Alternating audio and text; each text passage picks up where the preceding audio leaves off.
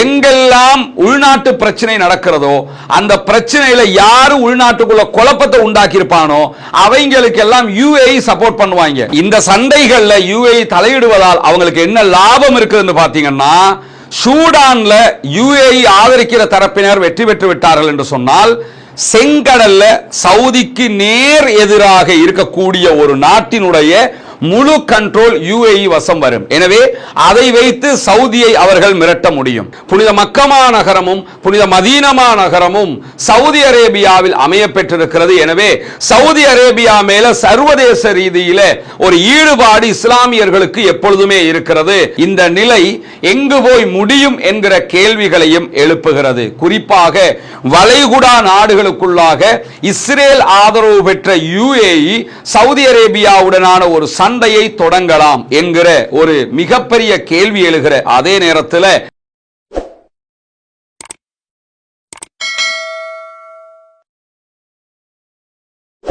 அன்புக்கினிய சகோதர சகோதரிகளே, நம் அனைவர் மீதும் ஏக இறைவனுடைய அமைதியும் கருணையும் உண்டாகட்டுமாக என்கிற உயரிய பிரார்த்தனைகளோடு இன்றைய இந்த வீடியோவில் சவுதி அரேபியாவுக்கும் UAEக்கும் இடையிலே நடைபெற்று வரக்கூடிய இன்டர்னல் வார் அல்லது திரைமறைவு யுத்தம் அல்லது சண்டை தொடர்பான ஒரு முக்கியமான பகுதியைத்தான் நம்ம பார்க்க இருக்கிறோம்.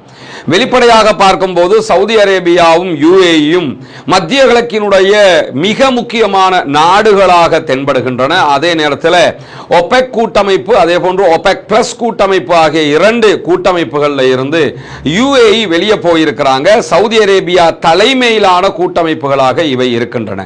இந்த சூழல்ல தான் ஏற்கனவே நடைபெற்ற ஈரானுக்கு எதிரான அமெரிக்க இஸ்ரேலிய யுத்தமும் ஒரு மிகப்பெரிய பார்வையை கொடுத்திருக்கிறது. காரணம் என்னன்னா, ஈரானுக்கு எதிரான அமெரிக்க இஸ்ரேலிய யுத்தத்தில் மிக தெளிவாக இஸ்ரேல் அமெரிக்காவுக்கு ஆதரவான நிலைப்பாட்டை UAE எடுத்திருந்தது. அதே நேரத்தில் சவுதி அரேபியா தன்னுடைய தளங்களை ஈரானுக்கு எதிராக தாக்குதல் நடத்துவதற்காக வழங்கி இருந்தாலும் ஈரானுடனான அமைதி பேச்சுவார்த்தை மூலமாக ஒரு சுமூக தீர்வை காண வேண்டும் என்கிற நிலைப்பாட்டில் உறுதியாக இருந்து பாகிஸ்தான் வழியாக அதற்கான ஏற்பாடுகளையும் செய்திருந்தது. இந்த சூழலுக்கு மத்தியில தான் UAEக்கும் சவுதி அரேபியாவுக்கும் இடையிலான தற்போதைய முருகலும் உச்சம் தொட்டிருக்கிறது. முதலாவதாக நம்ம என்ன புரிஞ்சுக்கிறோம் கேட்டா, UAE அண்ட் சவுதி அரேபியாவுக்கு இடையிலான இந்த முருகல் நிலை என்பது இன்றைக்கு ஆரம்பித்தது அல்ல. OPECல இருந்து அல்லது OPEC பிளஸ் கூட்டமைப்பில் இருந்து அவங்க வெளியேறுவதால் ஆரம்பித்ததும் அல்ல, ஈரான் மீதான அமெரிக்க இஸ்ரேலிய தாக்குதல்களால் ஆரம்பித்ததும் அல்ல என்பதுதான் இந்த இடத்துல நம்ம புரிய வேண்டிய முதலாவது அம்சமாக இருக்கிறது. 1950 காலப்பகுதிகளில் நடைபெற்ற ஒரு முக்கியமான பிரச்சனை தான் இன்று வரை தொடர்ந்து கொண்டிருக்கிறது என்பதுதான் அதனுடைய அடிப்படை. காரணம் என்னன்னா, அந்த காலப்பகுதிகளில் தான் மத்திய கிழக்கிலே பெட்ரோலிய வளம் கண்டறியப்படுகிறது. சவுதி அரேபியாவில் எக்கச்சக்கமான இடங்கள்ல பெட்ரோலிய வளம் கண்டறியப்படுகிற நேரத்தில் மத்திய கிழக்குல குறிப்பாக இப்போது இருக்கக்கூடிய UAE ஐக்கிய அரபு எமிரேட்ஸினுடைய பகுதிகளிலும் பெட்ரோலிய வளங்கள் கண்டறியப்படுகிறது. இப்படி கண்டறியப்படுகிற நேரத்தில் சவுதி அரேபியாவுக்கு நெருக்கமாக இருக்கக்கூடிய இப்போதைய ஐக்கிய அரபு எமிரகத்தினுடைய சில பகுதிகளில் அதிகமான பெட்ரோலிய வளம் இருக்கிறது என்பதை அன்றைய சவுதி அரேபிய ஆட்சியாளர்கள் புரிந்து கொள்கிறார்கள். எனவே அந்த பகுதிகளை சவுதி அரேபியாவாக மாற்றிக்கொள்வதற்கு அவர்கள் ஒரு திட்டத்தை வகுத்திருந்தாங்க. அந்த திட்டத்தினுடைய முக்கியத்துவமாக என்ன நடைபெற்றது என்று சொன்னால், அன்றைக்கு இருந்த சிற்றரசர்களில் ஒரு முக்கியமானவருக்கு சவுதி அரேபியா சார்பில் லஞ்சம் கொடுப்பதற்கான முயற்சிகள் நடைபெற்றிருக்கிறது. நாங்க உங்களுக்கு ஒரு குறிப்பிட்ட தொகையில பெரிய அளவு பணத்தை தர்றோம், இந்த பகுதிகள் எங்களுக்குரியதாக மாற்றப்பட வேண்டும், எனவே அதற்கு நீங்கள் ஒத்துழைக்க வேண்டும் என்றுதான் அவர்கள் கோரிக்கையை வைத்து இந்த லஞ்சம் கொடுக்கிற காரியத்தில் ஈடுபடுறாங்க. ஆனா குறித்த சிற்றரசர் அதற்கு ஒப்புக்கொள்ளவில்லை, மறுத்துவிட்டார். அதற்கு பிறகு சவுதி அரேபியா அன்றைய காலத்திலேயே ஒரு யுத்தத்தை UAE மேல, ஐக்கிய அரபு எமிரேட்ஸ் மேல, அன்றைக்கு அவங்க பிரிஞ்சு இருந்த நேரத்திலேயே ஒரு தாக்குதல் நடத்துகிறார்கள். அந்த தாக்குதல்கள்ல அன்றிருந்த UAE பரப்பு வெற்றி வாகை சூடுகிறது. சவுதி அரேபியாவால் லஞ்சம் கொடுப்பதற்கு முற்பட்டு லஞ்சத்தை பெற்றுக்கொள்ள முடியாது, இது எங்கள் தேசம் என்று முடிவெடுத்த அன்றைய ஐக்கிய அரபு எமிரேட்ஸ், அன்னைக்கு அன்னைக்கு பிரிஞ்சு தான் இருந்தாங்க. இன்னைக்கு நீங்க புரிஞ்சுக்கிறதுக்காக ஐக்கிய அரபு எமிரேட்ஸ் என்று புரிஞ்சுக்கிறீங்க. அன்றைக்கு இருந்த நிலப்பரப்பினுடைய அந்த சிற்றரசராக அறியப்பட்டவர் தான் ஸைத் இப்னு சுல்தான் அன்-நஹ்யான் அவர்கள். இந்த நஹ்யான் ஃபேமிலி தான் முழுவதுமாக யுஏஇ கையில வச்சு கொண்டிருக்கிறத நீங்க பார்க்க முடியும். அந்த ஸைத் இப்னு சுல்தான் அன்-நஹ்யான் என்கிறவர் தான் சவுதிக்கு எதிராக நின்று இந்த பகுதிகளை தன்னுடைய பகுதியாக மாற்றுவது மட்டுமல்லாம உண்மையிலேயே இவர் யுஏஇக்கு உரியவராக கருதப்படுவதில்லை. இவர் எந்த பகுதியை சேர்ந்தவர்னா ஓமானுடைய பகுதிகளை சேர்ந்தவர். ஓமான்ல இருந்து வந்துதான் யுஏஇ அவர் வளமிக்கதாக மாற்றுகிறார். யுஏஇனுடைய பகுதிகளை கைப்பற்றுகிறார். யுஏஇ பாதுகாக்கிற முனைப்புகளை எடுக்கிறார். குறிப்பாக யுஏஇனுடைய தேசத்தந்தையாக இன்றைக்கும் பார்க்கப்படுவது மட்டுமல்லாம இன்னைக்கும் யுஏஇ பற்றி தெரிந்தவர்களுக்கு தெரியும். யுஏஇ ஒரு பகுதி தனியாக ஓமானுக்கு சொந்தமானதாக இருக்கும். அங்க எல்லாமே ஓமானுடைய கண்ட்ரோல்ல தான் இருக்கும். ஆனா யுஏஇக்கு நடுவுல இருக்கும். இந்த செயல்பாடுகள் எல்லாம் நடப்பதற்கு அடிப்படையான காரணமே என்னன்னு கேட்டா இந்த ஸைத் இப்னு சுல்தான் அன்-நஹ்யான் என்கிற ஆட்சியாளர் தான். இது 1950 கால பகுதிகளிலே நடந்த ஒரு சம்பவம். அன்றிலிருந்து இன்று வரைக்கும் இரண்டு தேசங்களுக்கும் இடையிலான இந்த பிரச்சனை தொடர்ந்து நடைபெற்று வருவதை நம்ம பார்க்க முடியும். அன்றைய சவுதி ஆட்சியாளர்களுக்கும் அன்றைய யுஏஇனுடைய மேலே நாம் சுட்டிக்காட்டிய ஆட்சியாளருக்கும் இடையில ஏற்பட்ட அதே பிரச்சனை தான் இன்றைக்கு முகமது பின் சல்மான் MBSக்கும் முகமது பின் ஸைத் MBZக்கும் இடையில் நடைபெறக்கூடிய சண்டையாக உருமாறி இருக்கிறது. பெட்ரோலிய சந்தை உட்பட எங்கெல்லாம் பெட்ரோல் பிசினஸ் நடக்குதோ அங்கெல்லாம் சவுதி அரேபியாவும் யுஏஇயும் தன்னுடைய சண்டையை தொடர்ந்து கொண்டிருக்கின்றன. அதே நேரத்தில் தரை வழியாக நீங்க எடுத்துக்கிட்டீங்கன்னா லிபியாவினுடைய பாலைவனம் வரைக்கும் சவுதி அரேபியாவும் யுஏஇயும் சண்டை பிடித்துக் கொண்டிருக்கிறார்கள் என்பதுதான் யதார்த்தமான தற்போதைய கள நிலவரமாக இருக்கிறது. ஈரானுக்கு எதிரான அமெரிக்காவினுடைய வாருக்கு பிறகு அமெரிக்காவினுடைய பவர் மத்திய கிழக்கில் ஒரு கொஸ்டின் மார்க்கை உண்டாக்கி இருக்குது. இனிமேலும் அமெரிக்காவை நம்ப முடியுமா என்கிற இடத்துக்கு சவுதி அரேபியாவும் யுஏஇயும் போயிட்டாங்க. எனவே யுஏஇக்கும் தான் நம்புகிற ஒரு பாதுகாவலர் தேவைப்படுகிறது, சவுதி அரேபியாவுக்கும் தான் நம்புகிற ஒரு பாதுகாவலர் தேவைப்படுகிறது என்கிற இடத்துக்கு அவங்க வந்துட்டாங்க. இப்படியான ஒரு எண்ணப்பாடு வந்ததற்கு பிறகுதான் ஒபெக் கூட்டமைப்புல இருந்தும் OPEC பிளஸ் கூட்டமைப்புல இருந்தும் யுஏஇ வெளியே போறாங்க. இந்த ரெண்டுமே சவுதி அரேபியா தலைமையிலான சர்வதேச எண்ணெய் உற்பத்தியாளர்களுடைய கூட்டமைப்பாக இருக்கிறது. இவங்க தான் எல்லா இடத்திலையுமே பெட்ரோலிய விலையை நிர்ணயிக்கக்கூடியவங்களாக இருப்பாங்க. வெளிப்படையா நீங்க பாத்தீங்கன்னா சவுதி அரேபியா எங்களுக்கு பெட்ரோலை அதிகமாக உற்பத்தி பண்றதுக்கு தடையா இருக்கிறாங்க, விலையை நிர்ணயம் பண்றாங்க, எனவே நாங்க தனியா போய் நிறைய உற்பத்தி பண்ண போறோம் என்ற வார்த்தையை சொல்லிவிட்டு தான் யுஏஇ வெளியேறியதை நீங்க பார்க்க முடியும். ஆனால் இது வெளிப்படையான வார்த்தையை தவிர உள்ரங்கமான பிரச்சனை அதுவல்ல. ஆனா அவங்க போன மாதிரியே அதிகமான பெட்ரோலிய உற்பத்திகளுக்கு வழிகோலி இருக்கிறார்கள்.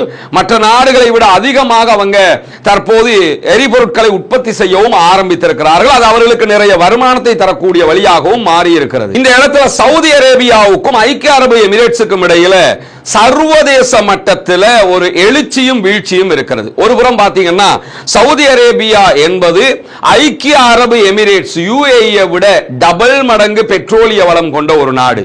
அங்க எவ்வளவு பெட்ரோல் இருக்கிறதோ அதை விட 2 மடங்கு அதிகமாக சவுதி அரேபியா தன்னகத்தே கொண்டிருக்கிறது.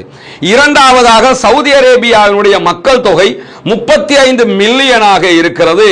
யுஏஇனுடைய மக்கள் தொகை 10 மில்லியனாக இருக்கிறது. அதுலயும் 1 மில்லியன் மக்கள் தான் யுஏஇனுடைய மக்கள். மற்ற எல்லோருமே வெளிநாடுகளில் இருந்து அங்க தொழில் செய்யக்கூடிய 9 மில்லியன் மக்கள் இருக்கிறார்கள். இதை தாண்டி சவுதி அரேபியாவுக்கு இருக்கக்கூடிய ஒரு பெரிய பிளஸ் என்னன்னு கேட்டா இஸ்லாமியர்களுடைய புனித தலங்களான புனித மக்கமா நகரமும் புனித மதீனமா நகரமும் சவுதி அரேபியாவில் அமைய பெற்றிருக்கிறது. எனவே சவுதி அரேபியா மேல சர்வதேச ரீதியில ஒரு ஈடுபாடு இஸ்லாமியர்களுக்கு எப்பொழுதுமே இருக்கிறது. சவுதி அரேபியா தான் இஸ்லாமியர்களுடைய மிக முக்கியமான கண்ட்ரி என்கிற பார்வை அதனூடாக வருகிறது. ஆனால் இதே பார்வை யுஏஇக்கு வராது. ஏன்னா அங்க இப்படியான எந்த மத தலங்களும் எந்த புனித தலங்களும் கிடையாது என்கிற காரணத்தினால இது கூட சவுதி அரேபியாவுக்கு ஒரு பிளஸ் பாயிண்டாக மாறி இருக்கிறத இந்த பிரச்சனையில நம்ம பார்க்க முடியும். இப்படியான சூழல்ல தான் ஒபெக் அமைப்பு அதே போன்று ஒபெக் பிளஸ் அமைப்புகளை கொண்டு சவுதி அரேபியா தான் இந்த பகுதிகளில் இருக்கக்கூடிய வல்லாதிக்க மிக்க நாடாக தன்னை கருதுகிறது. சவுதியினுடைய வளங்கள், சவுதியினுடைய அளவு, சவுதியினுடைய மக்கள் தொகை, சவுதியில் இருக்கக்கூடிய 2 புனித தலங்கள் திட்டங்கள், இதையெல்லாம் அடிப்படையாக கொண்டு மத்திய கிழக்குன்னா நாங்க தான், அதற்கு பிறகுதான் நாங்க சொல்ற அடிப்படையில் நீங்க எல்லாம் எங்களோட அப்படி ஒருங்கிணைஞ்சு போகணும் என்கிற இடத்திற்கு சவுதி அரேபியா வருவதற்கான அடிப்படை காரணம் இவைகளாகத்தான் இருக்கிறது. இதே நேரம் ஐக்கிய அரபு எமிரேட்ஸ் UAE பொறுத்தவரை சின்ன நாடு, அதே நேரம் மக்கள் தொகை 10 மில்லியன், அதுலயும் 1 மில்லியன் தான் அந்த நாட்டு மக்கள். ஆனாலும் சர்வதேச மட்டத்தில் பாத்தீங்கன்னா துபாய்னாலே ஒரு பிசினஸ் ஸ்பாட்டாக மாறிடுச்சு. அதே நேரம் UAE எந்த பகுதிகளை நீங்க எடுத்துக்கிட்டாலும் ஒரு கனவு தேசம் போன்று தற்போது மாறி இருப்பதை நம்ம பார்க்க முடியும். UK அல்லது இத்தாலி, அதை தாண்டி அமெரிக்கா என்று இந்த நாடுகளுக்கு போவது ஒருவருடைய கனவு லட்சியமாக இருந்த ஒரு காலம் போய் துபாய்க்கு போகணும், துபாயில ஒரு பிளாட் வாங்கணும், துபாயில ஒரு பிசினஸ் பண்ணணும், துபாயில இருக்கிறதே ஒரு பெருமை என்று கருதுகிற அளவுக்கு துபாயினுடைய வளர்ச்சி அபரிமிதமாக மாறி இருப்பதை நம்ம பார்க்க முடியும். காரணம் என்னன்னா, வருஷத்துக்கு ஏதாவது ஒரு ப்ராஜெக்ட கொண்டு வருவாங்க, கொண்டு வந்து அதை டெவலப் பண்ணுவாங்க, டெவலப் பண்ணி சர்வதேச அளவில் புகழ் பெற்றதாக மாத்துவாங்க. அதனாலேயே அந்த நாடு மிக புகழ் பெற்றதாக மாறி இருப்பது மட்டுமல்லாம அவங்க கொடுக்கக்கூடிய கிரீன் கார்டு எவ்வளவு கொடுத்தாவது பெற்றுக்கொள்வதற்கு உலகில் இருக்கக்கூடிய பல செல்வந்தர்களும் பிரபலங்களும் ஆசைப்படுகிற ஒரு சூழலும் உருவாகி இருக்கிறது. இது UAE கிடைத்திருக்கிற பிளஸ் பாயிண்டாக அவங்க நினைக்கிறது மட்டுமல்லாம இதை கொண்டு சர்வதேச மட்டத்தில் தங்களுக்கான ஒரு செயினை உருவாக்கி கொள்வதற்கு UAE ட்ரை பண்ணி கொண்டே இருக்கிறாங்க. ஐக்கிய அரபு அமீரகமாக மாறிய காலத்திலிருந்து நீங்க பாத்தீங்கன்னா வரலாற்று ரீதியாக UAE கிழக்கு புறமாக பாரசீகர்கள் இருக்கிறார்கள், மேற்கு புறமாக சவுதி அரேபியா இருக்கிறது. இந்த இரண்டு பேருக்கு மத்தியில தான் தாங்கள் சிக்கிக் கொண்டிருக்கிறோம் என்கிற மனோநிலையில் எப்போதுமே UAE இருக்கிற அதே நேரம் இப்ப UAE எடுத்திருக்கக்கூடிய ஒரு ஸ்டாண்ட் என்னன்னா, நாம் சவுதியையும் எதிர்க்க முடியும், அதே நேரம் ஈரானையும் எதிர்க்க முடியும், எனவே நம்ம எதிர்க்கிற இடத்துக்கு போயிருவோம் என்பதால் தான் இப்படியான ஒரு முடிவுக்கு வந்திருக்கிறார்கள் என்று அனைத்து ஆய்வாளர்களும் சுட்டிக்காட்டக்கூடியதை நம்ம கவனிக்க முடிகிறது. ஈரானுக்கு எதிராக இஸ்ரேலும் அமெரிக்காவும் ஒரு யுத்தத்தை நடத்தியே தீர வேண்டும் என்கிற பாரிய அழுத்தத்தை வளைகுடாவில் இருந்து கொடுத்த ஒரு நாடு ஐக்கிய அரபு எமிரேட்ஸ். அவங்க தான் நீங்க யுத்தம் பண்ணி ஆகணும்னு விடாப்பிடியாக நின்றது மட்டுமல்லாம இப்ப கூட நீங்க சமாதானத்துக்கு போக கூடாது, ஈரானோட சண்டை தான் பிடிக்கணும்ங்கிறதுல ரொம்ப உறுதியாக செயல்பட்டு வருகிறார்கள். அதே நேரம் ஈரான் பதிலடி தாக்குதல்கள் கொடுத்த நேரத்தில் இஸ்ரேலுக்கு எவ்வளவு தாக்குதல்களை நடத்தியதோ அதே அளவுக்கு UAE மேலையும் தாக்குதல்களை நடத்தியது. அந்த நேரத்தில் இஸ்ரேல் பல கட்டங்களில் UAE பாதுகாக்கக்கூடிய வேலைகளையும் செய்து கொண்டிருந்தாங்க என்பது இன்றைக்கு வெளியாகக்கூடிய பல தரவுகளில் இருந்து நம்ம புரிய முடிகிறது. எனவே UAE இஸ்ரேல் அமெரிக்கா என்கிற அந்த கூட்டணி ரொம்ப வலுவாக இந்த யுத்தத்தின் மூலமாகவும் உருவாகி இருக்கிறது. மிடில் ஈஸ்டுக்கு அவுட்ல நீங்க போய் பாத்தீங்கன்னு சொல்லி சொன்னா சூடான்ல ஒரு பெரிய பிரச்சனை நடந்து கொண்டிருக்கிறது. அந்த சூடான்ல நடக்கக்கூடிய பிரச்சனைகள்ல எதிரெதிர் தரப்புகளை சவுதி அரேபியாவும் UAEயும் ஆயுதங்களால் ஆதரிக்கக்கூடியதை நம்ம பார்க்க முடியும். விரைவு ஆதரவு படைகள் என்கிற துணை ராணுவ படைக்கு தேவையான ஆயுதங்களையும் பணங்களையும் கொடுத்து முழு ஒத்துழைப்பை இங்கிருந்து UAE செய்து கொண்டிருக்கக்கூடிய நேரத்தில் ஆல்ரெடி சூடான்ல இருக்கக்கூடிய அரசாங்கத்திற்கு ஆதரவாக முழுமையான ஒத்துழைப்பை சவுதி அரேபியா கொடுத்துக் கொண்டிருக்கிறது. இதே நேரம் சூடானுக்குள்ள இந்த பிரச்சனைகளை எல்லாம் உருவாக்குவதற்கு காரணமாக இருக்கிற UAE மேல நீங்க நடவடிக்கை எடுக்க வேண்டும் என்று அமெரிக்காவிடத்தில் சவுதி அரேபியா வலியுறுத்தல்களை செய்து கொண்டிருக்கிறது என்கிற செய்திகளும் வெளியாகி கொண்டிருக்கிறது. இப்படி சூடானுக்குள் நடக்கக்கூடிய பிரச்சனைகள்ல சவுதியும் UAEயும் அங்கும் தலையிட்டுக் கொண்டிருக்கின்றன. அதிலே ஒரு மாபெரும் பிரச்சனை சர்வதேச மட்டத்தில் உருவாகி இருக்கிறது. அதே மாதிரி ஈரானுடைய யுத்தம் ஆரம்பிப்பதற்கு ஒரு மாதங்களுக்கு முன்பதாக சரியாக பார்த்தீங்கன்னா யமனுக்குள்ள சவுதி அரேபியாவும் UAEயும் சண்டையிட்டுக் கொண்டன. குறிப்பாக ஈரானுக்கு எதிரான அமெரிக்க இஸ்ரேலிய தாக்குதல்கள் ஆரம்பிப்பதற்கு ஒரு மாதத்துக்கு முன்பதாக யமனுக்குள்ள சவுதி அரேபியா UAE மோதிக்கொண்டது நமக்கு எல்லாம் தெரியும். யமன்ல இருக்கக்கூடிய சவுதிக்கு எதிரான தரப்புக்கு ஆயுதங்களை அனுப்பியிருந்தது UAE. 2 கப்பல்கள் அனுப்பியிருந்தாங்க. அந்த 2 கப்பல்கள் மேலையும் சவுதி அரேபியாவுடைய ராயல் போர்சஸ் தாக்குதல்களை நடத்தி அழித்தது மட்டுமல்லாமல் 24 ஹவர்ஸுக்குள்ளாக யமன்ல இருந்து யுஏஇனுடைய படைகள் ஆதரவுகளை விலக்கிக் கொள்ள வேண்டும், இல்லாவிட்டால் அடுத்த கட்ட நடவடிக்கை எடுப்போம்னு ஒரு ரெட் லைனையே விதிச்சிருந்தது சவுதி அரேபியா. சொன்னதை கேட்டு 24 மணி நேரங்களுக்குள்ளாக யுஏஇ யமன்ல இருந்து வெளியே வந்தாங்க.